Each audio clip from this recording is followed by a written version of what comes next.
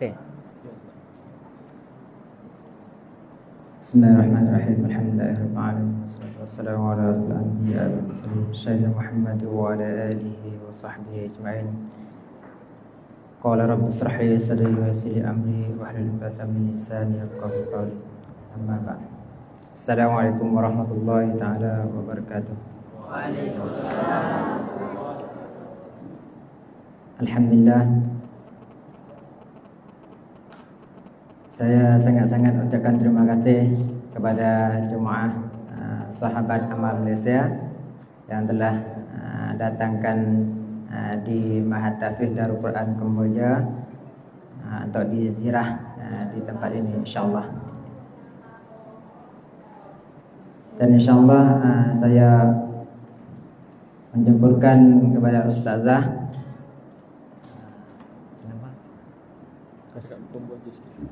Rismah. Ustaz boleh terjemahkan bahasa Kemboja pada dia.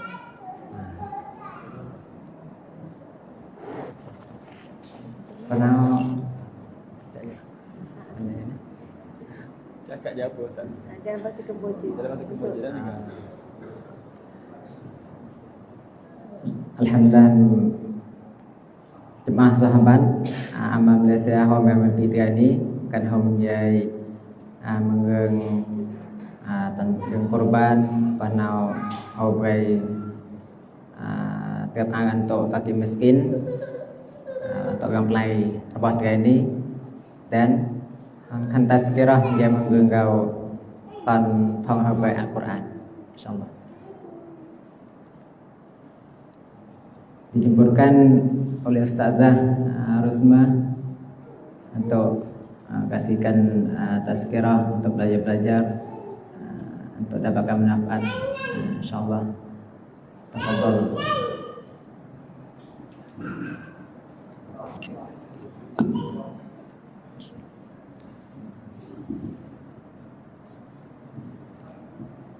Subhanallah walhamdulillah wa la ilaha illallah wallahu akbar. Boleh kita zikir sama-sama? Sama-sama ya. Subhanallah walhamdulillah wa la ilaha illallah wallahu akbar. Subhanallah walhamdulillah wa la ilaha illallah wallahu akbar. Okey, seterusnya kita selawat. Boleh ya? Ada yang khang-khang nah. Ustaz boleh pimpin Ustaz selawat. Okay. Ada yang khang-khang nah.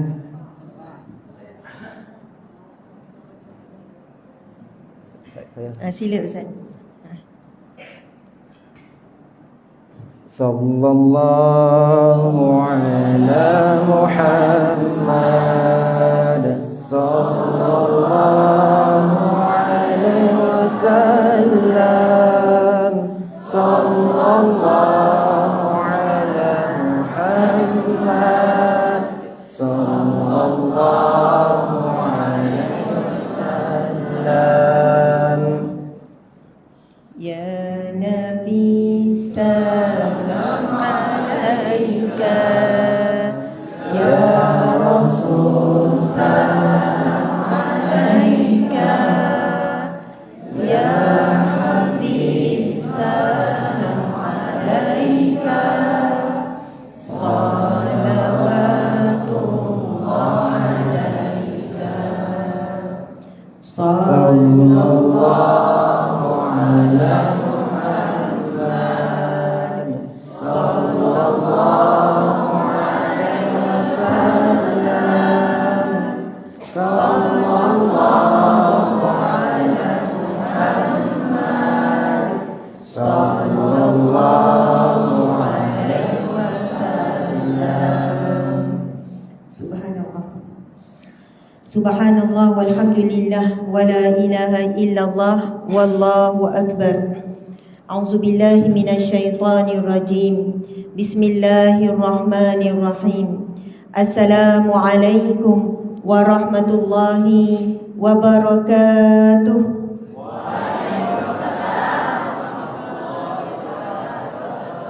Takbir. Allahu Akbar. Takbir. Allahu Akbar. Takbir. Allahu Akbar. Walillahil hamd. Subhanallah. Alhamdulillah. Alhamdulillahi rabbil alamin. Hamdan lillah. Salatan wa salaman ala rasulillah. Sayyidina wa maulana wa habibina wa syafi'ina Muhammad ibn Abdillah wa ala alihi wa ashabihi awliyaillah. Nama saya Asma binti Harun. Ismi Asma binti Harun. Ustazah Asma binti Harun. Boleh sebut Ustazah Asma binti Harun. Masya Allah. Ismi Asma binti Harun. Hadha zawji. Huwa zawji. Boyfriend. Suami. Mungkin Ustaz boleh cakap.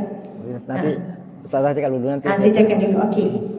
Ini adalah suami Ustazah, Tengku Fazli bin Tengku Yahya. Kami mempunyai 7 orang anak. 7 orang anak. Sab'ah aulad. Ada 7 orang anak.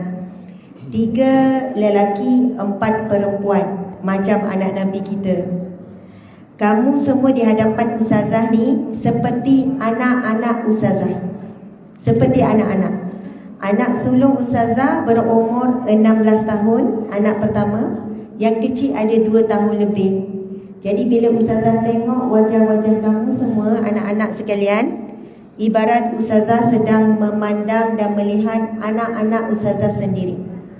Sekali Ustazah tengok tadi wajah-wajah kamu, sudah jatuh kasih, jatuh sayang, jatuh suka, jatuh cinta. Subhanallah. Jadi sudi ke tidak kamu jadi anak angkat Ustazah. Subhanallah. Jadi kembali kepada Ustaz. Alhamdulillah. Nasa sampai Ustazah dengan rabakat Rusmah binti Harun kat sebagai jitiu Tunku Fazli.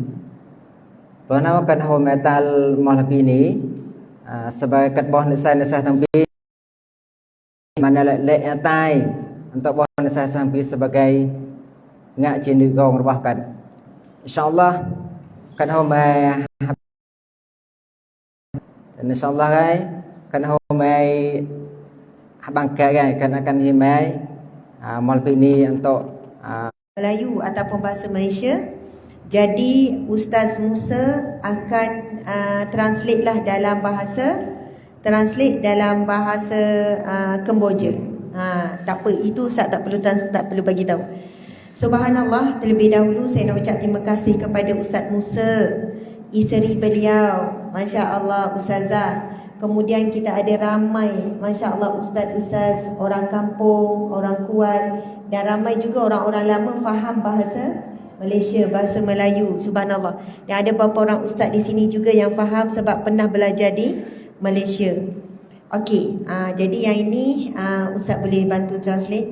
Okey, Ustazah di Malaysia merupakan seorang pendakwah ataupun penceramah. Kalau di Malaysia Ustazah biasa juga keluar televisyen, YouTube, macam itulah Ustazah ceramah. Jadi tujuan Ustazah datang bersama dengan tim, bersama dengan kumpulan ini adalah untuk ziarah, untuk melihat suasana umat Islam di Kemboja. Masya Allah. Ustaz Musa banyak bantu kami sebelum ni untuk menguruskan ibadah korban. Okey, Ustaz boleh sila. Dengan Ustazah kan homai malam ini kan sebagai seorang ketua tim Malaysia kan yang kong dakwah agama dan ceramah tertempi dalam kaum lain penina. Dan yang lain kan homai malam ini insyaallah bulan serta bikau turafan mengenai awai bantukan melalui atau untuk urus di Malbini dan korban tan pelawan akan hobai Malbini dengan gai tiria ustazah korban tan pelawan. Okey, subhanallah, sebagai tazkirah pada waktu yang singkat ini, anak-anak semua, masya-Allah, Ustaz boleh tanya tak? Kalau saya tanya, Ustaz tanya ya. Okey. Siapa di sini mahu masuk syurga, angkat tangan. Kasula hai kan mau surga bawa tangan. Okey, subhanallah. Okey. Siapa di sini mahu ibu ayah dia masuk syurga, angkat tangan. Kasula hai kan hau mai mu mau surga tapi ka bawa tangan. Okey. Masya-Allah. Dek, Ustazah rasa tak payah guna tu kat tepi. Letak tepi, dia mengganggu. Okey. Siapa di sini dia mahu hidup senang dunia dan juga di akhirat, angkat tangan. Hai kan tahu senang dalam dunia dan di hari akhirat, bawa tangan. Okey. Subhanallah, Allahu Akbar. Masya Allah, kepada kita yang inginkan syurga Allah, kepada kita yang mahukan ibu, ayah, adik-beradik keluarga masuk syurga, dan kepada sesiapa yang menginginkan kehidupan yang senang, yang bahagia dunia dan akhirat, jawapannya ada pada Al-Quran. Ada pada Al-Quran. Dan Al-Quran ini bukan Allah berikan kepada semua manusia, hanya manusia yang dipilih oleh Allah sahaja untuk belajar dan membaca Al-Quran. Di seluruh dunia ada manusia lebih kurang 7 bilion. Itu jumlah yang sangat banyak. Bukan semuanya Islam. Yang Islam 2 bilion lebih sahaja. Daripada 2 bilion lebih manusia Islam, tak semua belajar Al-Quran. Subhanallah. Jadi bila kamu belajar di sini dan kamu belajar baca Quran, hafal Quran, maksudnya yang pilih kamu bukan ibu bapa, bukan Ustaz Musa, tapi yang pilih adalah Allah yang pilih. Sebab Al-Quran itu adalah kalamullah, kata-kata Allah. Maka Allah pilih siapa yang akan diberikan kemampuan untuk belajar dan juga membaca dan menghafal Al-Quran. Allah Subhanahu wa taala menurunkan Al-Quran kepada seluruh manusia, tapi bukan semua manusia yang terpilih. Qala Nabi sallallahu alaihi wasallam, khairukum man ta'allama al-Quran wa 'allamahu. Yang paling terbaik di kalangan kamu, sebaik-baik manusia adalah yang belajar Al-Quran dan mengajarkan Al-Quran. Qala Nabi sallallahu alaihi wasallam, yang kedua, Iqra'ul Quran fa innahu ya'ti yaumal qiyamah syafi'an li ashabi. Bacalah Al-Quran kerana Al-Quran itu akan menjadi pemberi syafaat, penolong, akan tolong kita, akan bantu kita untuk masuk syurga, akan tolong, akan bantu kita selamat daripada api neraka. Bagi pembacanya, ashabi, bagi mereka yang bersahabat dengan Al-Quran. Silakan Ustaz.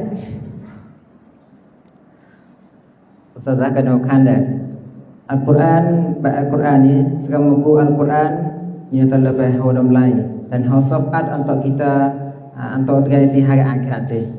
Al-Quran ni guys, you ayu lagi cincin nur untuk terjadi kumpul Al-Quran mengenai Al-Quran ni gal-gal yang disah gal-gal phong terjadi mengenai hopak terjadi kan hawa Allah yang kong ilagi yang kong play gua mai tampi phong terjadi untuk disah hafal Al-Quran, dalam Al-Quran dan play maku tampi mengenai ya Allah yang kong play gua Allah yang kong play hidayah mai pak tampi phong terjadi. Karena Nabi Muhammad sallallahu alaihi wasallam bersabda dalam bab khairakum malak sesem-sem ke sesem-sem baik Al-Quran kenina tengok te baik blo te ya amal ke amal ba Al-Quran ba hafaz Quran hau metode dalam group dia bahaya ya amal banyu akhlakរបស់ថ្ងៃ ibadahរបស់ថ្ងៃអន្តសំហងអលមូកនត្រែមគូម៉ៃជួយថ្ងៃមកអលមូប្លោព្រោះណាថ្ងៃអីឡាកែពេលកនត្រែមគូប្លោពេលទៅណាសាងវើតែមើលក្លាអលមូមកនេះណាហូបមិនអាម៉ាល់អោប៉ុន្តែលបែខាតចំពោះផងថ្ងៃតែកំគូអលមូត្រាប់ពីញូទីមតអបអាម៉ាល់ហើយកំគូអលកុរអានហ្នឹងហើយញូទីមតអបអាម៉ាល់អន្តកុរអានរបស់ញូហាហ្វាល់របស់យើបើញូទីមតulang pak Al-Quran maknai untuk penyedom dalam taiរបស់ញូញើសថ្ងៃមកនេះពីខាតQuran ពីហត់ដំឡៃជានូរអន្តថ្ងៃហើយ Quran មកញើសអត់អន្តហើយអន្តតាំងពីផងថ្ងៃកងហ្វាល់ប្លោះទាំងសបាក់តាំងពីតរងគេគ្រូសារបស់ថ្ងៃមេមើលរបស់ថ្ងៃតាអាយរបស់ថ្ងៃអន្តថ្ងៃអន្តសបអត់បាក់ Quran តាំងពីមកនេះហ្នឹង Allahu Akbar, Allahu Akbar, Allahu Akbar. Anak-anak sekalian, Ustazah tahu kamu susah, rasa berat, rasa kadang-kadang penat, kadang-kadang rasa malas, lemah semangat untuk baca, belajar dan menghafaz Al-Quran. Kerana ada beberapa musuh yang tidak suka kita membaca dan menghafal Al-Quran. Yang pertama, hawa nafsu kita, hawa nafsu. Hawa nafsu, dia suruh kita jadi rasa malas, mengantuk, kemudian membuatkan kita rasa jemu dengan Al-Quran. Manakala syaitan pula, syaitan mereka tahu siapa yang belajar Al-Quran dan mengajar Al-Quran adalah sebaik-baik manusia, akan masuk syurga. Jadi kita tahu syaitan memang tak suka manusia ni pergi ke syurga. Sebab syaitan dah berjanji di hadapan Allah untuk memastikan seramai mungkin akan menjadi bahan bakar api neraka. Musuh kita yang ketiga adalah manusia sendiri. Ada manusia yang akan cakap, kamu belajar Quran, apa kamu boleh makan?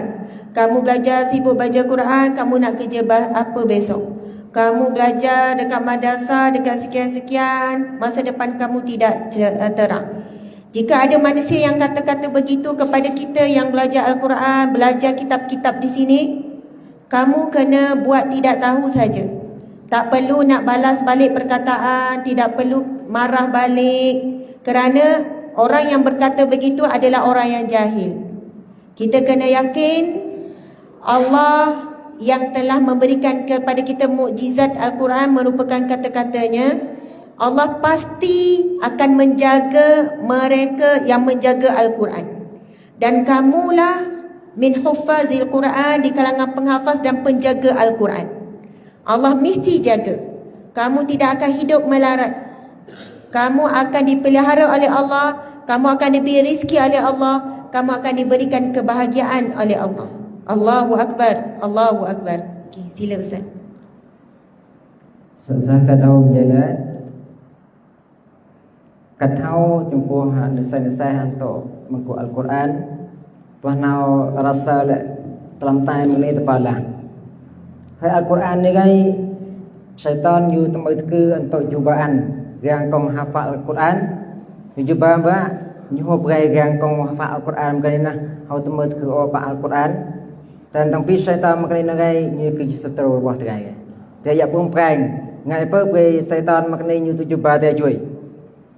Al-Quran dia hafal belah i ulang ke hafal belah i ulang ke cuy dia tu i lagi hafal belah now dia hau temui ke apa you makan ini hai Quran ni ke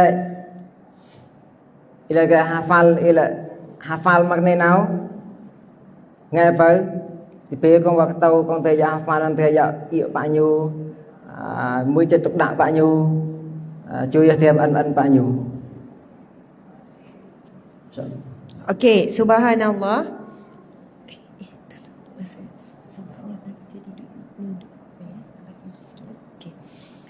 Okey, subhanallah, sebagai penutup, Ustazah mendoakan anak-anak semua kamu diberikan oleh Allah Subhanahu wa taala.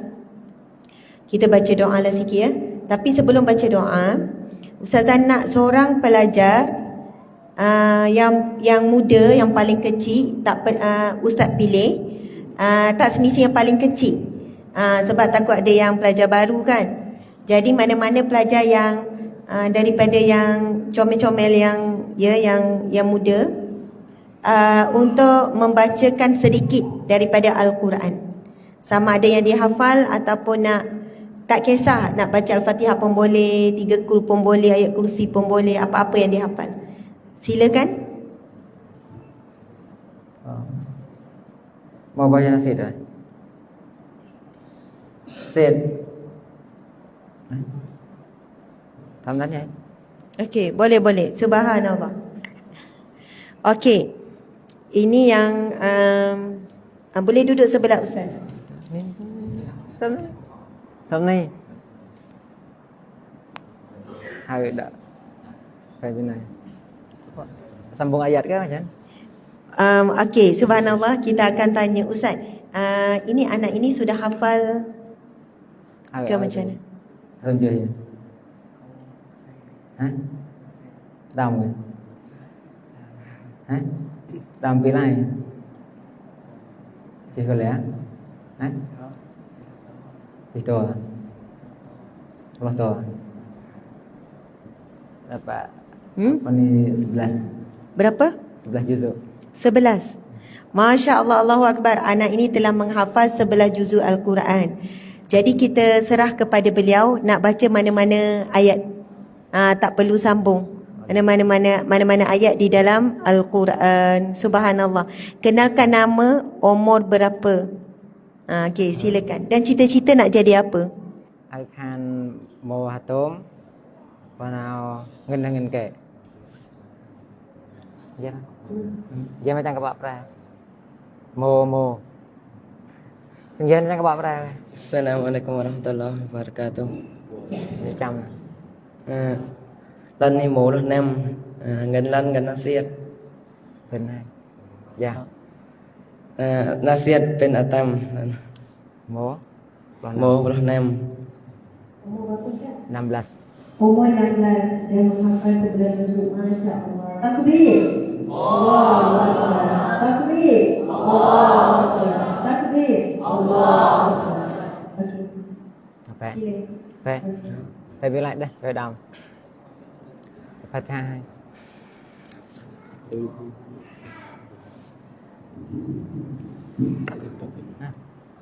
Tăng tuần á. Ăn á. Ăn này.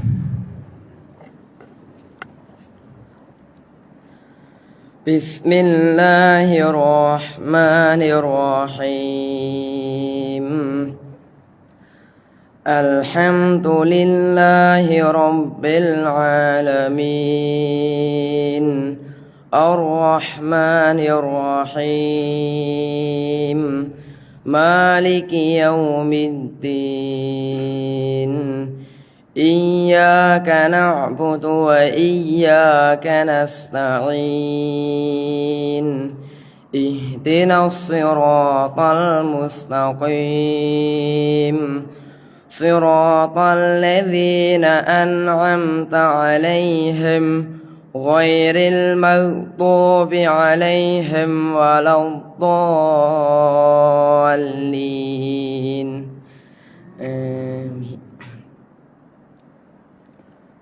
ويصنع الفلك وكلما مر عليه ملأ من قومه سخروا منه قال إن تسخروا منا فإنا نسخر منكم كما تسخرون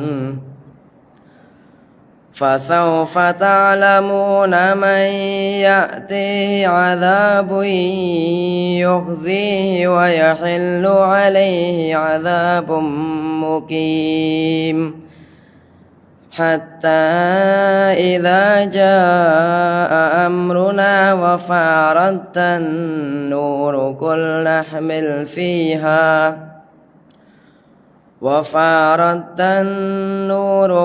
نحمل فيها من كل زوجين اثنين وأهلك إلا من سبق عليه القول وما آمن معه إلا قليل وقال اركبوا فيها بسم الله مجريها ومرساها إن ربي لغفور رحيم وهي تجري بهم في موج كالجبال ونادى نوح ابنه وكان في معزل يا بني اركب معنا ولا تكن مع الكافرين قال سآوي إلى جبل يعصمني من الماء قال لا عاصم اليوم من أمر الله إلا من رحم وحال بينهما الموج فكان من المغرقين صدق الله العظيم Allahu Akbar, Allahu Akbar, Allahu Akbar. Sadaqallahul Azim. Masya Allah. Sungguh indah sekali, teramat indah. Bacaan Al-Quran bila diperdengarkan, malaikat rahmat turun. Subhanallah. Syukran jazilan. Syukran jazilan. Akun. Akun. Terima kasih Akun. Betul? Akun. Masya Allah, Allahu Akbar. Bila Al-Quran dibacakan, malaikat rahmat turun, membawa rahmat Allah. Jadi bila rahmat Allah turun, hati kita rasa tenang, rasa damai, rasa bahagia. Dan memang tujuan hidup kita adalah untuk dapat ketenangan. Duit memang boleh beli semua benda, tapi tidak boleh beli ketenangan. Duit memang boleh beli macam-macam, tapi tak boleh beli redha Allah. Duit boleh buat macam-macam, tapi tak boleh nak beli syurga Allah. Tapi siapa yang menggunakan duit untuk jalan agama Allah, dia gunakan belanja harian dia, mak ayahnya pergi kerja cari duit, kemudian pergi menuntut ilmu, maka duit itu akan membantu dia mendapat syurga Allah. Allahu Akbar. Mungkin Ustaz boleh sebut sikit. Okey. Karena Al-Quran kan panggil Al-Quran Allah Akbar kata dia untuk buat nak kalau lui untuk ke lui ni untuk Tuhan ni senang Tuhan kata ilmu hana dia hoai Tuhan ilmu hana hang Tuhan ilmu mengenai fa Al-Quran ke ke baik kikai ke lui pihna pernah dia kan hau lui mai mu untuk ke macai wai untuk mu ilmu hau manfaat lui mengenai apa jalan ke nama surga. Lui mengenai hau syafaat, hau surga mu Allah, tempu ilmu dalam jalan Allah. Hau pa hau lui mablo temu nak cai ba antau jalan kong kai au. Ila ti hau lui mai antau nak cai ba jalan kong kai. Lui mengenai ti hau om ta berkat. Hau berkat ma pa tegai. Lui ti tegai pandai jempuh jalan Allah maku ilmu. Ilmu ke dah dalam ku ilmu antau jalan Allah. Maka lui mengenai pa tapi phong tegai. Mereka bah tegai ke phong tegai macam ni nah. Nama jalan Allah Subhanahu wa taala, surga Allah. Okey, subhanallah. Ustaz, mereka hafal tak doa Allahumma arhamna bil Quran? Dia baca tak? Ada. Ada hafal ya? Hafal. Okey, jadi kita akan sama-samalah tutup dengan doa moga mendapat rahmat Allah dengan Al-Quran. Okey. Boleh Ustaz? Sama-sama. Bismillahirrahmanirrahim.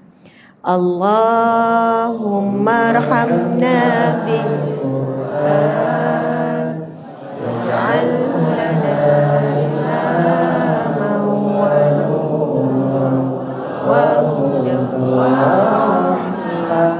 Allahumma zakkirna minhu ma nasina wa 'allimna warzuqna tilawatahu al-laili wa al-nahar hujatan ya rabbal alamin. Amin ya rabbal alamin. Subhanallah. Wani Syazwani, kamu daripada depan ni. Sekarang ni fokus pada anak-anak ni je. Okay. Sahabat-sahabat muslimin-muslimat yang menonton hadir daripada Malaysia, di sini kita sedang berada di madrasah Mahat Tahfiz Darul Quran. Mahat Tahfiz Darul Quran. Kita sedang berada di Ma'had Tahfiz Darul Quran, Ma'had Tahfiz Darul Quran, dan insya-Allah hasil daripada perbincangan kami, kita akan jadikan Ma'had Tahfiz ini sebagai sekolah ataupun ma'had angkat di bawah NGO Sahabat Amal Care dan Yayasan Al-Hijrah. InsyaAllah kita akan menampung keperluan elektrik setiap bulan. Maksudnya untuk bayaran bil setiap bulan, kita akan menanggung sepenuhnya. Selain daripada itu, kita akan terus-menerus memberikan keperluan. Kerana untuk makluman, subhanallah, kita boleh tengok wajah anak-anak di sini, Okey, anak-anak di sini adalah hampir semuanya adalah anak asnaf fakir miskin dan sebahagiannya adalah anak-anak yatim. Masya-Allah, Allahu Akbar. Yang mana bila saya tanya Al-Fadil Ustaz, Ustaz menjelaskan jika tidak diberikan pendidikan percuma, mustahil, agak susahlah untuk ibu bapa menghantar. Jadi di sini mereka diberikan pendidikan yang percuma, tidak ada bayaran. Sedangkan anak-anak di sini memang tinggal di asrama. Ada yang tinggal di asrama, ada yang ulang alik. Dan makan minum pun ditanggung oleh pihak sekolah. Jadi kita tahu di Kemboja ini juga sekolah-sekolah seumpama ini tidak mendapat bantuan pihak kerajaan. Jadi hasil daripada sumbangan orang ramai terutamanya daripada Malaysia selama ini, melalui Ustaz Musa sendiri, sebab Ustaz Musa selalu pergi ke Malaysia kan, melalui NGO lain, akhirnya dengan secara amanah sekolah ini dibina dengan sangat baik. Saya sendiri terkejut tadi bila tengok bangunan-bangunan yang cantik dan indah. Bermaksud Ustaz Musa sangat amanah dalam menjalankan tanggungjawab, menerima sumbangan orang ramai lalu dibangunkan sekolah yang terbaik, walaupun sekolah agama ataupun sekolah tahfiz. Jadi subhanallah, tuan-puan muslimin muslimat, saya ucap terima kasih kepada Ustaz Musa, terima kasih kepada semua anak-anak. InsyaAllah kita akan sambung live di luar. Esok akan ada kuliah bersama dengan orang kampung. Besok di sini juga bersama orang kampung. Saya mohon maaf salah dan silap, tapi kita tak habis lagi live ya. Yang di live tunggu sebab kita akan round kawasan dan kita akan pergi ke ladang lembu dan kita akan tengok suasana di sini. Okey, wabillahi taufiq wal hidayah. Assalamualaikum warahmatullahi wabarakatuh. Okey, lagi sekali takbir. Takbir, Allahu Akbar. Takbir, Allahu Akbar. Takbir, Allahu Akbar. Walillahil hamd. Subhanallah. Jadi Ustaz yang tu tak payah terjemah lah. Ya, masya-Allah. Oh, kita nak bagi apa ni? Duit raya kan pada anak-anak kan? Mana duit raya tu? Kan kita nak bagi duit raya tu. Ada dengan Ustaz? Okay. Ustaz mana? Ada.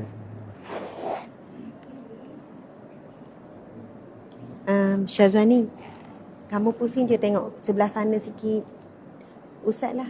Sebab Ustaz lelaki, dia orang malu. Bagi pada Ustaz. Okay. Anak-anak ni. Sampai sana Ustaz. Okey, subhanallah, alhamdulillah, sahabat-sahabat, kita sama-sama ya menyantuni mereka di sini, kampung ni dan kampung orang Islam di sini. Oh, okey, tak apa. Faham. Okey.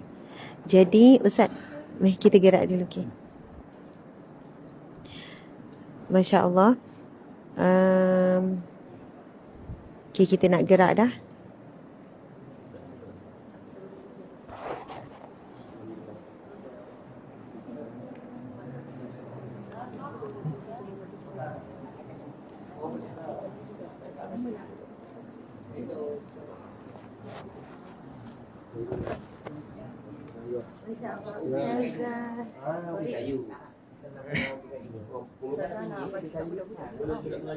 Orang makan. 20 tahun.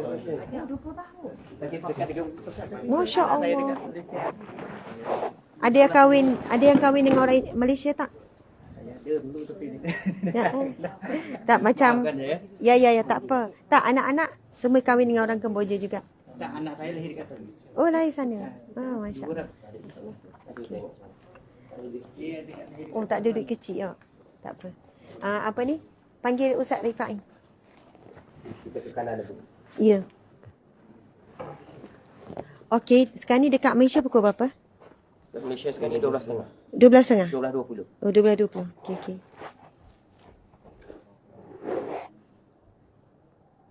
Orang tengah rehat-rehat ni. Okeylah. Jom.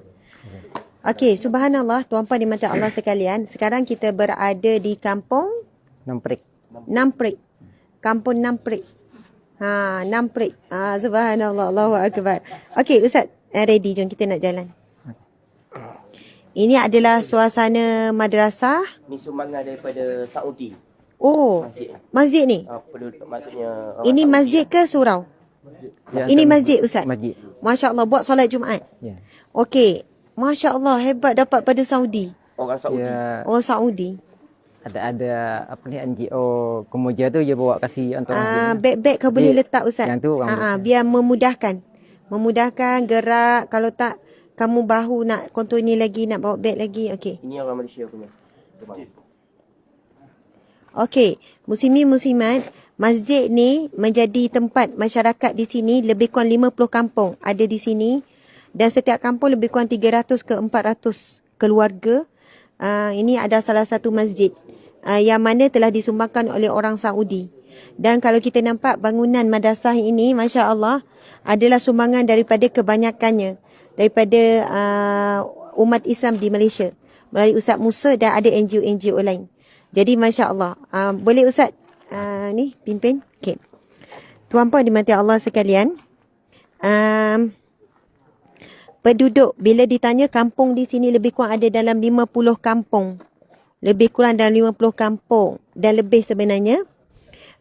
Dan macam mana? Kat depan. Betul-betul. Subhanallah. Nanti kita akan temu ramah Ustaz Musa lagi. Lebih kurang dalam 50 kampung. Dalam satu kampung lebih kurang dalam 300 ke 400 keluarga. Cuba bayangkan ya. Dan di sini Kemboja ni biasa kalau kampung orang Islam memang orang Islam. Dan bila bahagian kampung, mereka tidak ada saluran air paip. Tidak ada. Air diambil daripada parit. Bukan sungai, tapi parit. Mereka angkat dengan tong-tong. Jadi sebab tu bila saya pergi ke rumah Ustaz Musa, pergi sini memang ada tong-tong air. Maksudnya tidak ada air paip mengalir. Jadi macam di madrasah ni, Alhamdulillah hasil sumbangan orang ramai, ada 4 telaga. Yang digali lebih kurang dalam 50 meter Ustaz Dalam 50 meter. Tapi kalau kawasan-kawasan kampung, kalau masuk dan lagi memang ramai sangat yang miskin. Ustaz, kebanyakannya mereka adalah petani, tanam gajus, tanam ubi kayu dan sebagainya. Jadi tuan-puan sekalian, Masya Allah, kalau bila kita bincang-bincang bercakap dengan Ustaz Musa dan kejap lagi kita akan pergi tengok sendiri suasana kampung, hakikat ada rumus ataupun warigi contohnya, ataupun mungkin benar ada skamer, ada pihak yang mengambil kesempatan. Apa dia? Kutip duit orang ramai, orang Melayu Islam kita, orang Islam kita di Malaysia kan memang dermawan, memang pemurah. Jadi sebab banyak juga yang kata ada skamer macam mana? Mereka buat kononnya untuk gali perigi, tapi rupanya tak ada pun. Jadi berhati-hati, dan insya-Allah jika nanti kita bincang dengan Ustaz Musa, sebab kawasan ini adalah kawasan yang sangat mahal untuk gali perigi. Dalam berapa kos Ustaz? Ya, kosnya untuk $700. Berapa? $700. 700. Ya, USD. Sebab apa kawasan ni jadi mahal Ya, Ustaz? batu bukit. Subhanallah. Dia macam ni, ada kawasan di Kemboja yang bila buat telaga air tu $200. Tapi kawasan di sini, kawasan batu, dia kena gali dalam lagi baru dapat air. Dia kena gunakan mesin besar. Kena guna mesin besar.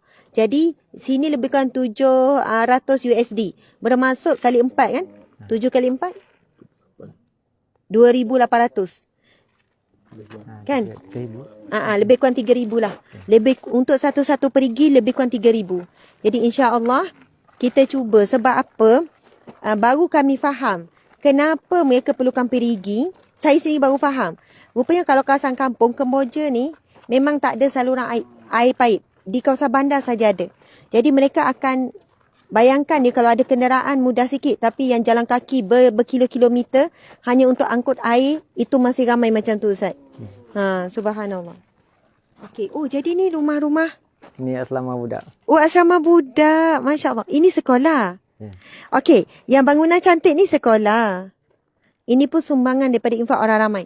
Tuan-puan sekalian, ramai orang bila dapat infak orang ramai, mereka bina ala kadar saja sekolah. Tetapi Ustaz Musa bina yang terbaik. Untuk tarik minat kan? Ustaz kan tarik minat bila ibu bapa datang tengok, oh sekolahnya cantik, ada masjid yang cantik.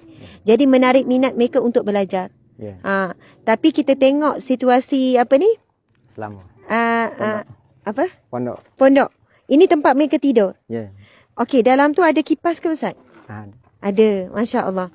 Tapi air macam biasalah kena angkut kan? Jadi itulah pondok mereka. Tapi saya tengok tu pelajar muslimat. Yang tu ibu bapa dia datang. Ibu bapa dia datang. Oh, Datang kira. Masya Allah, Allahu Akbar. Kita tengok wanita Islam di sini ramai juga yang pakai niqab kan Ustaz kan? Masya Allah. Oh, jadi itulah. Cuba tunjuk-tunjuk asrama. Okey. Dia tidak saya terima lagi budak, tapi dia tak ada tempat duduk. Oh. Jadi dia dah nak buat asrama sini juga. Oh, nak tambah asrama? Asrama batu kan. Tapi Ya. belum dapat bantu lagi. Okey, tuan-puan sekalian, Ustaz Musa ada bagi tahu sebenarnya ada cadangan tanah yang kita nampak ni. Tanah yang kita nampak ini ada nak bina asrama untuk pelajar. Asrama untuk pelajar. Setakat ni dah ada bajet belum Ustaz? Belum lagi. Belum lagi. Jadi insya-Allah kami melancarkan tabung untuk membina asrama. Tabung untuk membina asrama bagi pelajar madrasah tahfiz, madrasah Darul Quran. Ya, Mahat Tahfiz Darul Quran. Mahat Tahfiz Darul Quran, Mahat Tahfiz Darul Quran Kemboja. Kita boleh tengok sendiri ini bagaimana suasana asrama mereka setakat ni asrama. Lepas tu insya-Allah kita cubalah untuk membina, kurang-kurangnya bina dulu. Satu, sikit demi sikit kan Ustaz? Ya. Semua tu bermula dengan berfasa.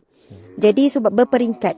Jadi insya-Allah kita sama-samalah mengumpul dana tuan-puan sekalian, menanam ataupun menuai pahala untuk kita nikmati hasilnya di akhirat kelak. Ini adalah projek wakaf lah ni. Nanti kita akan buat pengumuman secara rasmi projek wakaf membina asrama Mahat Tahfiz Darul Quran di Kemboja. Jadi kita datang sendiri tengok. Kita sendiri berpuas hati. Jadi insya-Allah kita adalah pihak yang anda boleh percaya dan yakini. Ustaz Musa adalah mudir. Jadi kita terus bertemu dengan pihak yang benar. Kita buat cara yang benar. Jadi supaya tidak ada keraguan Ustaz. Masya-Allah. Jadi kita boleh nampak memang ada tanah kosong. Kita boleh tengok sekarang ni anak-anak kalau tengah hari panas Ustaz kan. Sebab atak zin. Ya, kita cubalah bantu sedaya upaya untuk anak-anak ini boleh belajar dengan selesa. Tuan-puan sekalian, kita tahu rakyat Islam di Kemboja ni adalah antara minoriti lah. Tapi agama yang kedua selepas Buddha. Tapi ramainya asnaf fakir miskin ni di kalangan ni. Pijak tu dek pijak tu. Ilmu. Tengok dia nak pijak. Okey, jadi sekarang kita dah sampai ke ladang lembu yang pertama. Sebenarnya kita dah booking banyak lembu. Ui, macam kenal. Macam tahu UAH. Kenal ke UAH? Oh, kenal. Ada follow dekat FB ke? Follow kat IG. Ni lembu ni cakap Melayu ke cakap Kemboja ni? Sampai lebih. Tapi yang sampai umur Macam mana, sudah ready belum untuk dikorbankan ibadah korban? Senyap pula dia kau tanya. Oh, takut ya semua. Tapi kamu adalah binatang yang terpilih. Untuk makluman semua, lembu-lembu sekalian. Untuk petang. Okey, lembu apa khabar? Makan cukup? Nampak gemuk-gemuk ni, pak besar-besar ni, gemuk-gemuk ni. Okey, cukup makan, sehat. Oh, dia pun duduk macam best je ni, nampak tak? Sebab dia buat, yelah. Okey, sedap duduk sini. Ha? Lepas sekejap lagi. Lepas lagi makan. Keluar nak makan sekejap lagi. Oh, ya? Yeah. Ha. Nanti kita lepas. Itulah, saya berbual kejap. Bagi tahu dia orang siap-siap untuk dikorbankan. Sebab ada yang dah keluar. Ayah dah keluar. Tinggal untuk kita je tengok. Okey, sebenarnya lembu dah ada yang keluar pergi bersia-sia. Pergi makan rumput. Oh, tu yang dia tunggu ni, dia nak keluar. Okey. Time dia dah. Time dia dah. Okey, untuk makluman, ni ketua lembu ke? Ketua ke? Okey, insya-Allah kamu semua akan terpilih untuk dilakukan ibadah korban. Jadi beruntunglah. Beruntung. Ya, beruntung. Betul. Sebenarnya beruntunglah sebab bukanlah disembelih untuk makanan harian tapi untuk dijadikan ibadah yang mulia, itu ibadah korban. Mungkin dia orang faham Ustaz. Insya-Allah, semangat. Jadi semua akan mati, saya pun akan mati, kamu akan mati. Tapi terbaiknya mati dalam keadaan husnul khatimah lah.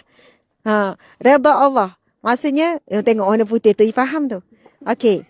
Tengok je, mati dah redha Allah. Jadi kita semua akan mati. Saya pun akan mati.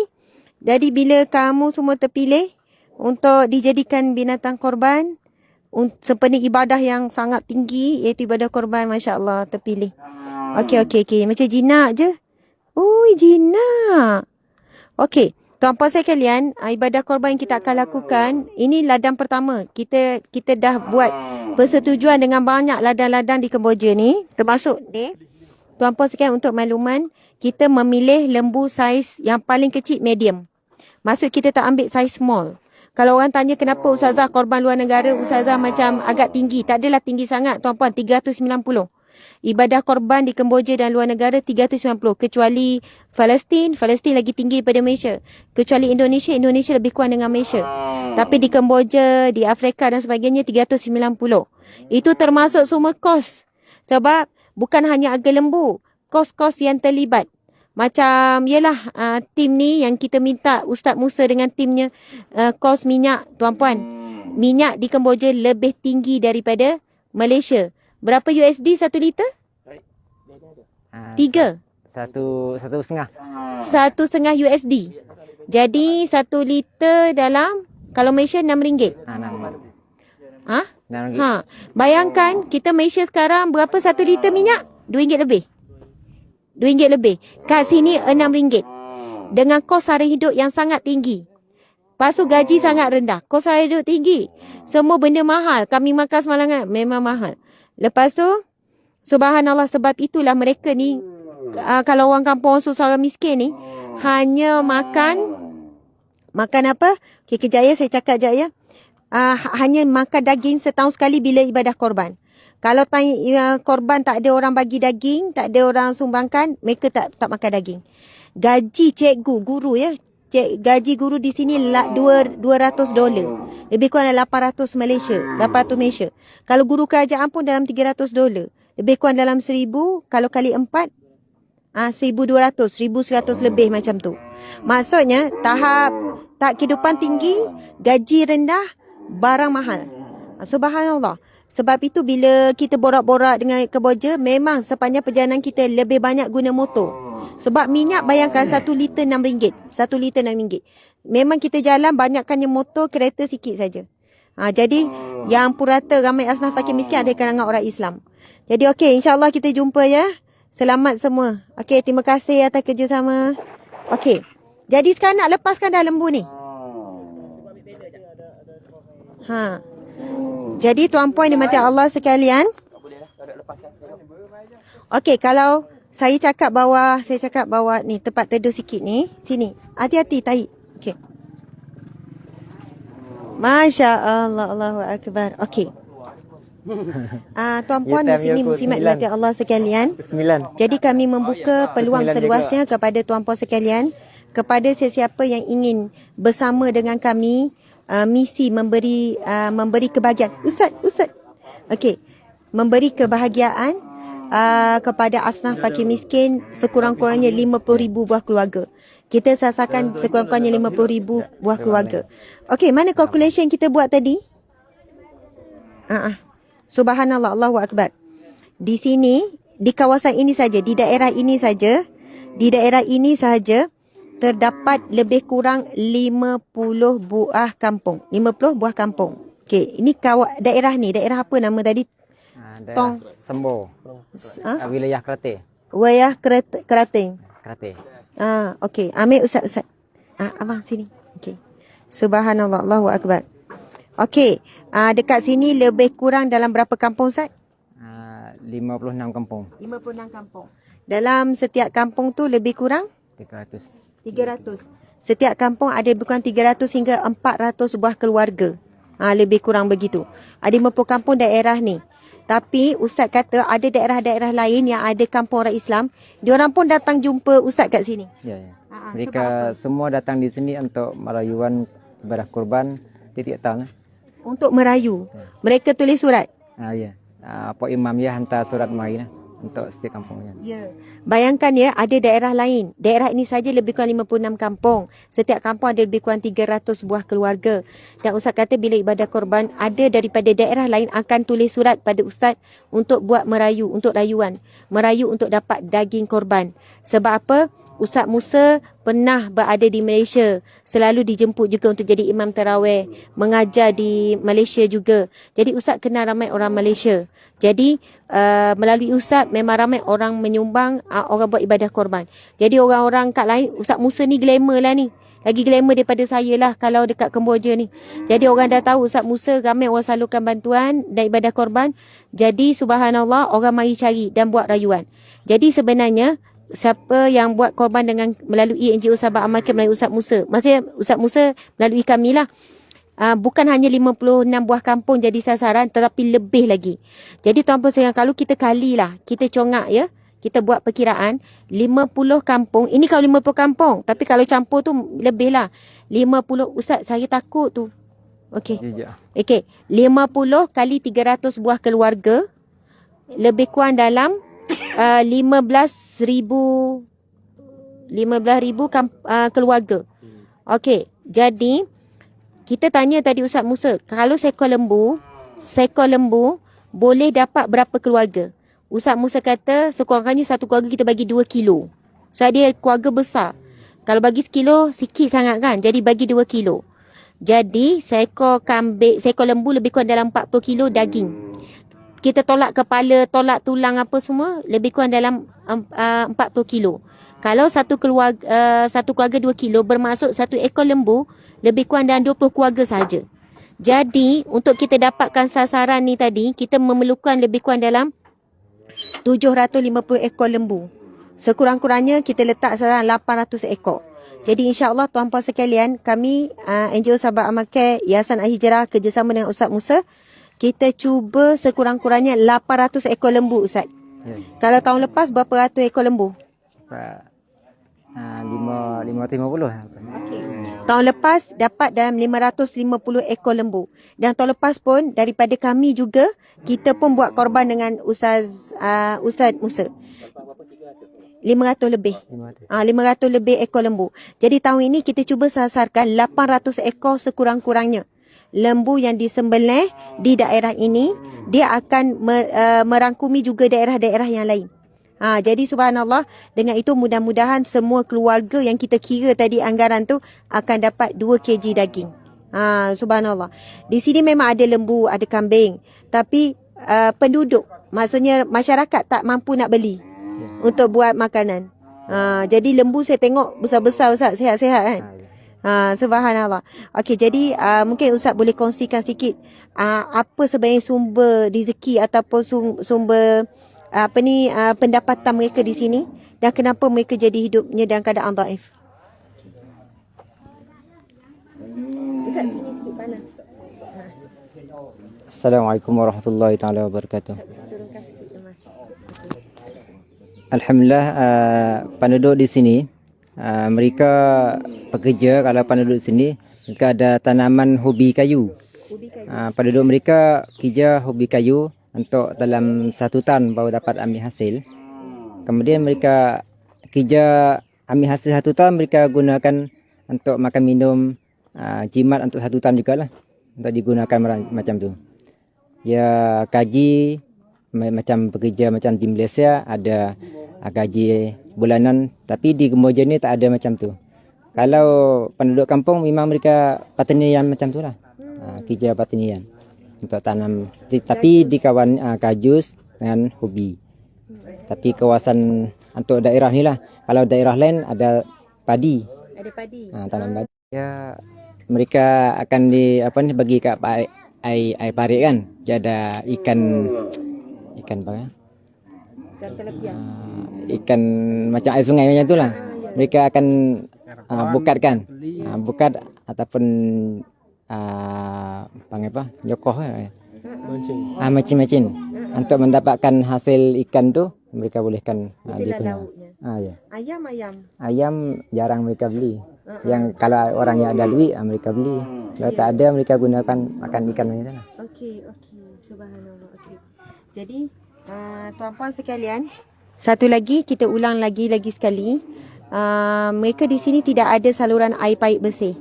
Mereka akan pergi angkut air daripada sumber parit. Subhanallah, parit tu bersambung dengan sungai lah. Macam tu kan. Jadi di sini insya-Allah kita akan pergi nanti ziarah, kita akan tengok bagaimana mereka sebenarnya sangat memerlukan sumbangan untuk bina perigi. Itu yang kita panggil wakaf perigi. Jadi insya-Allah sebelum ni kami tak pernah buat wakaf perigi. Walaupun ramai yang tanya, Ustazah buat tak wakaf perigi?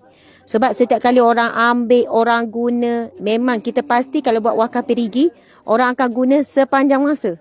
Maksudnya pahala mengalir tu sepanjang masa. Jadi insya-Allah kita akan buka, dan di kawasan daerah ini, perigi dibina dengan kos yang tinggi sebab kena guna jentera besar, mesin besar. Sebab kena gali dalam sangat.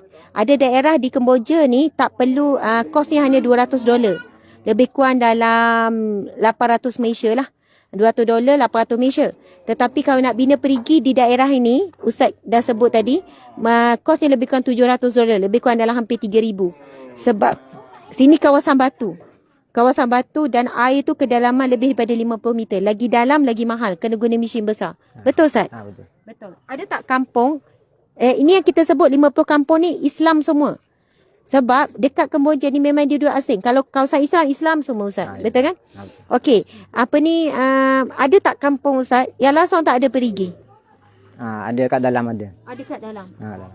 Maksudnya diorang memang, diorang mungkin tak ada kenderaan kan? Dia ambil air tu diorang jalan kaki lah pergi parit. Ya mereka guna untuk naik mutu ke ataupun keluarga akan diletakkan kayu untuk bawakan air dia. Oh, maksudnya ada lagi situasi, faham tak, kayu lepas tu tong-tong untuk angkut air. Kehidupan di sini masih banyak begitu. Jadi subhanallah, terpaksakan mudah-mudahan dengan rahmat Allah, kemudahan Allah beri tim kita sampai ke sini untuk kita tahu, tengok sendiri keadaan sebenar, untuk kita tahu apa sebenarnya yang mereka perlukan. InsyaAllah, alhamdulillah. Jadi Ustaz nak dekat tak ladang gajus? Boleh jalan kaki tak? Ni Oh, ni gajus? orang tepi. Orang tepi ya. Boleh pergi ke? Boleh tengok ni Oh, ini pokok gaju besar ni. Masya Allah. Okey, boleh jalan lah. Okey, sebelum Zohor dia, kita tengok, okey. Itu kata nak lepas bila, nak tengok lah. Bawa Yun lah. Ambil gambar dulu. Okey, jom. Bawa Yun lah ya. Kena dulu ya. Dulu. Hanya tak.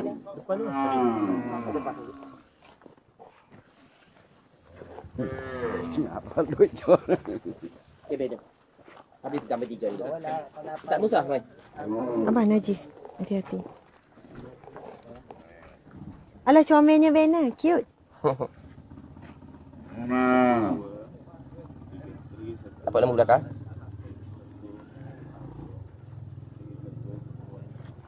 Ayuh, Okey. Jadi, nak tengok lembu dilepaskan. Ini ada lembu-lembu yang bakal yang terpilih untuk kita lakukan ibadah korban nanti. Jadi kita akan buat terus tengok. Dia tak naik atas kan? Dia naik atas. Dia naik atas ke? Dek, tengok lembu. Biar lembu pasang gambar. Gitu. Dia sebelah sana, biar lebih tengok. Ambil video juga. Lembu langgar. Lembu naik atas ni tak? Tak berapa je nak kat tu. Okey. Ambil gambar. Bersedia untuk lari ya? Oh, okey, sila-sila keluar jalan-jalan. Ya, inilah lembu-lembu yang bakal kita jadikan ibadah korban nanti.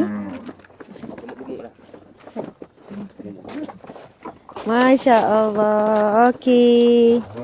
Oi, seronoknya. Gemuk-gemuk. Memang kita akan pilih ibadah korban kita adalah lembu yang bersaiz medium. Kita tak ambil yang small.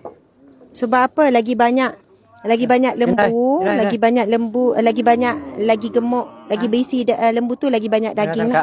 Jadi memang harga berbeza tuan-puan sekalian. Kalau lembu small, kita nampak yang kecil-kecil. Memanglah yang kurus harga memang jauh lebih rendah. Tapi kita dah bagi tahu Ustaz Musa, kita nak yang saiz medium saja. Sebab kita nak seramai mungkin keluarga yang dapat ni. Okey, jom.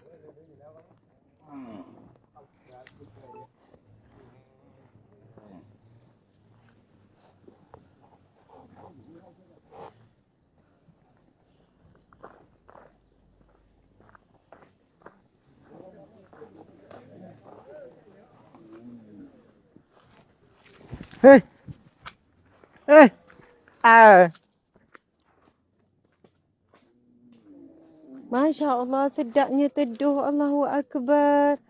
Ya Allah, nyamannya. Barulah rasa kenyamanan. Terus sejuk kawasan ni. Tuan-puan sekalian, daripada awal bila kami datang, Ustaz, bila tanya sumber pendapatan penduduk, mereka memang sebut dua. Gajus dan ubi kayu. Gajus dan ubi kayu. Dan memang gajus adalah antara sumber utama pertanian di Kemboja. Jadi, ia bergantung juga pada muka bumi sesuatu daerah lah. Macam Ustaz sebut tadi, daerah ni bukan kawasan beras, bukan kawasan padi kan.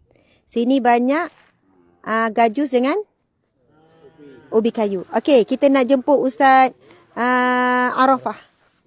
Arafat. Amin. Subhanallah, Allahu Akbar. Okey. Assalamualaikum Ustaz. Okey, nama siapa, umur berapa? Boleh cerita sikit lepas tu pengalaman berada di Malaysia. Assalamualaikum warahmatullahi wabarakatuh. Alhamdulillah. Nama saya Arafat bin Abdul Rashid, umur 25. Sebelum ini saya pernah pergi belajar di Malaysia di Bukit Mertajam, Pulau Pinang. Berapa lama? Selama saya masuk pada tahun 2014 Kita tengok petang boleh? hingga 2019 Nak tanya. Kita pergi ke Pagi Semangat tu di Mahat Hafiz Darul Quran. Ya dah lepas. Mahat Hafiz Darul Syatibiyah di Kampung Tasik Junjung. Pulau Pinang. Ya. Jadi boleh cakap Penang Ustaz? Ya. Ustaz memang lahirnya di Kemboja ataupun di Malaysia? Di Kemboja. Kemboja. Ya. Lepas tu masa mula-mula pergi belajar, baru nak belajar bahasa Malaysia ataupun sebelum tu dah Baru nak masa datang tu baru nak belajar bahasa Malaysia. Pergi dulu. Ya. Pergi dulu. Macam mana boleh jadi pergi belajar dekat Malaysia? Masa saya pergi dulu pun Ustaz Ahmad ni yang bawa kami pergi. Yang masa pergi tu 2 orang. Sekali dengan sepupu saya. Selepas sebelum kami pergi tu tak bahasa Malaysia tu kami tak boleh cakap lagi lah. Jadi kami selama di sana boleh cakap. Masya Allah. Mana lagi seronok, Kemboja ke Malaysia ni? Kalau berbanding Kemboja dengan Malaysia tu, Malaysia lagi lebih seronok. Sebab kan kalau di Malaysia kita pergi perjalanan jauh di tempat makan tu senang. Kalau di sini dia susah sikit. Susah sebab lebih kurang 5 kilo. Susah cari tempat yang ada dari sebab kemudahan belajar, tanah kosong. Jauh juga. Tapi walau bagaimanapun orang yang kata tadi hujan batu di negeri sendiri, hujan emas di negeri orang lebih baik negeri sendiri. Kan maksudnya. Tapi Ustaz jawab jujurlah dari segi kemudahan apa semua tu di sana lebih baik. Ada mic kau. Ustaz sudah nikah? Baru saja tahun ini. Ya. Bulan berapa? Tahun lepas, tapi bulan 8 tahun lepas. Masya Allah, Alhamdulillah. Okey. Terima kasih. Ustaz ni adalah adik ipar kepada Ustaz Musa. Maksudnya Ustaz Arafat dia nikah dengan adik Ustaz Musa. Jadi Ustaz Musa juga pihak bertanggungjawab yang bawa Ustaz Ustaz Arafat untuk belajar di Malaysia. Sebenarnya penting guru-guru ini diberikan pendedahan negara luar, betul kan? Untuk bawa perubahan. Sebab kita tahu maksudnya kesan daripada perang yang berlaku di Kemboja dulu, semua negara bila berlaku perang dia akan mundur beberapa tahun ke belakang. Jadi macam sekarang lah dalam proses nak membangun semula. Masya Allah tuan, nama siapa? Mari sini sekejap. Ni pun pandai cakap Melayu ni, Masya Allah. Boleh kan? Boleh faham Melayu? Boleh. Subhanallah. Assalamualaikum. Waalaikumsalam.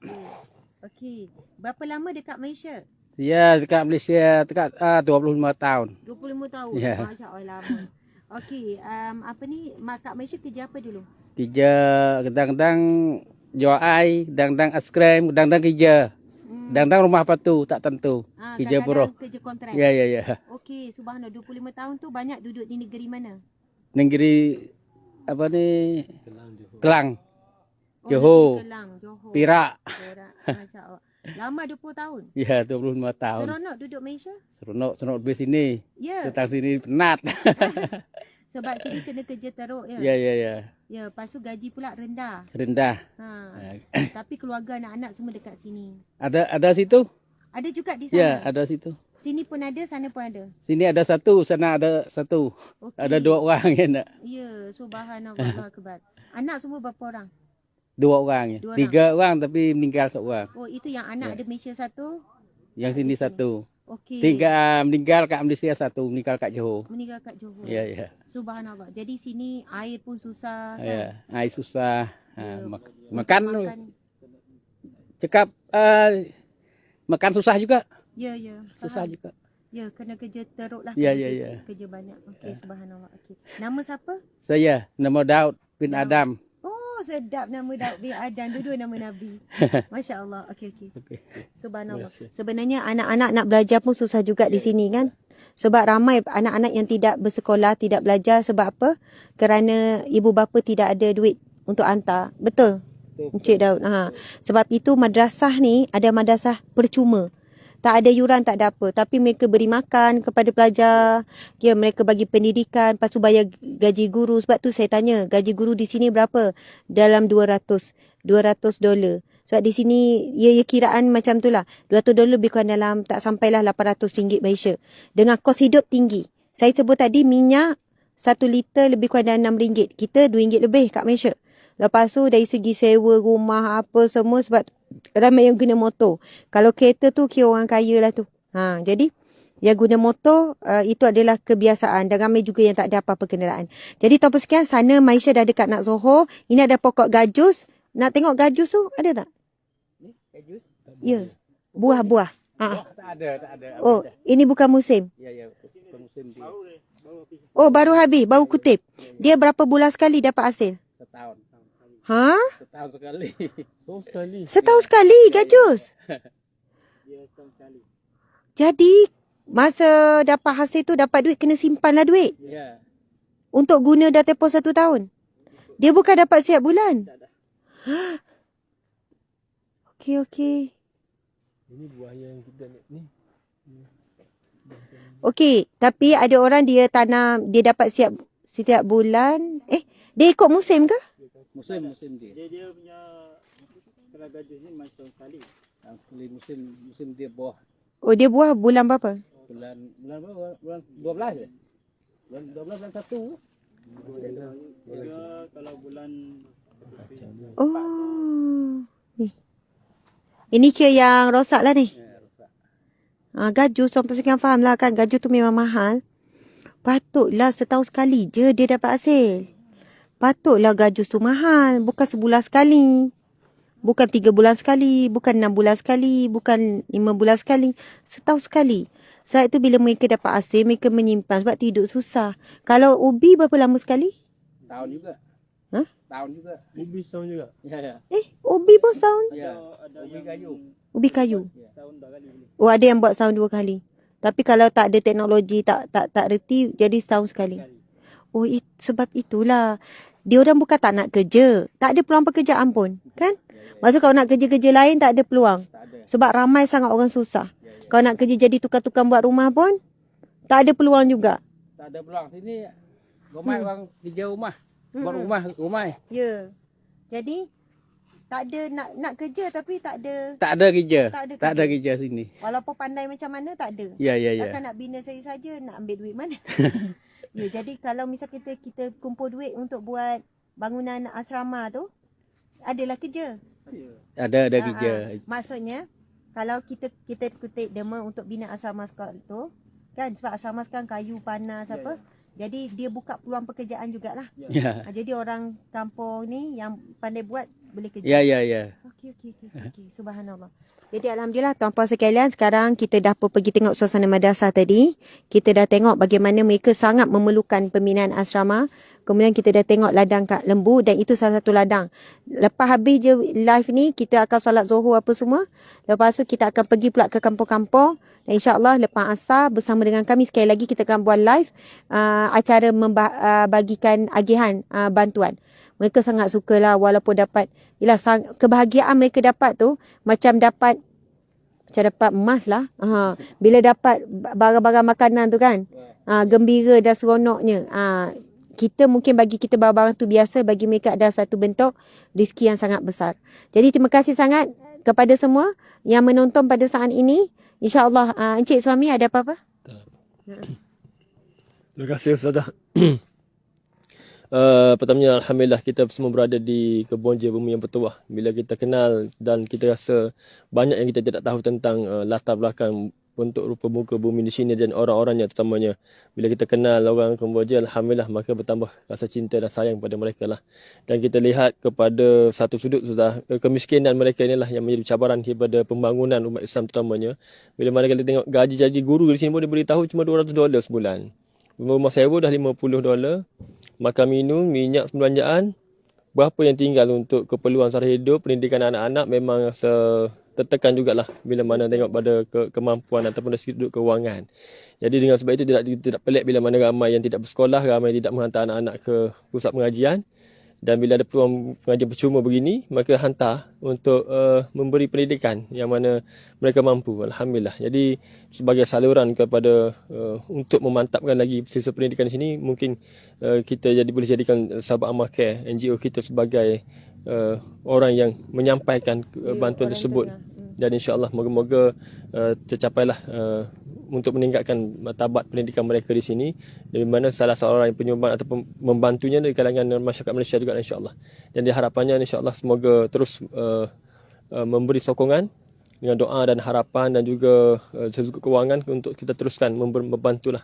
Telah banyak aktiviti di Malaysia, tetapi sekarang ini peluang kita untuk membantu mereka di luar negara juga. Ramai lagi umat-umat Islam yang tidak kita ketahui di luar pada Malaysia. Dan Alhamdulillah hari ini kita lihat sendiri bagaimana apa sumbangan dan juga bantuan yang kita boleh berikan kepada mereka setelah melihat kesusahan mereka hadapi lah insyaAllah. Dan petang ini kita lihat lagi ramai keluarga-keluarga yang susah dan hidup mereka dalam rumah-rumah yang kecil, mungkin sebesar asrama itu juga. Kita lihat yang kecil-kecil itu, itulah rumah mereka, yang mana ramai lagi yang memerlukan bantuan dan juga sokongan daripada kita semua insyaAllah. Sama-sama kita menjadi sebahagian mereka yang membantulah. Allah. Subhanallah. Jadi terima kasih banyak-banyak tuan-puan sekalian. Saya terfikir Ustaz Arafat, agak-agak boleh tak sebelum kami balik, kita balik hari Rabu, cuba terus deal, terus buat urusan dengan orang yang buat telaga. Kita nak pergi ke kampung yang tak ada telaga walaupun satu. Bincang dengan Ustaz. Maksud mungkin boleh bincang dengan orang yang buat telaga tu. Maksud kita nak terus buat hari ni ataupun besok. Jadi kita terus merasmikan telaga pertama kita.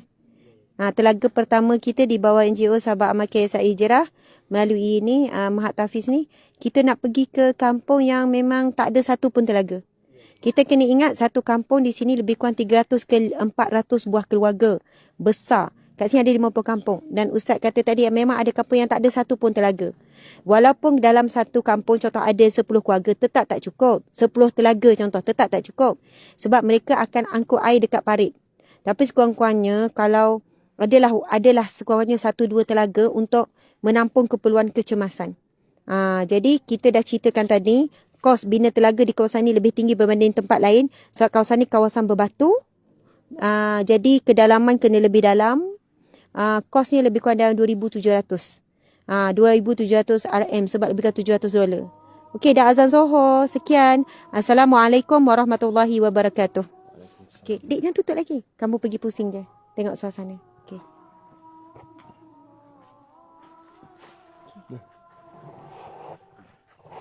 Sudah mati sini okey. Ni aku sudah mati kat depan tak apa. Pasal end. Okey. Kita nak dulu kan. Jom sama.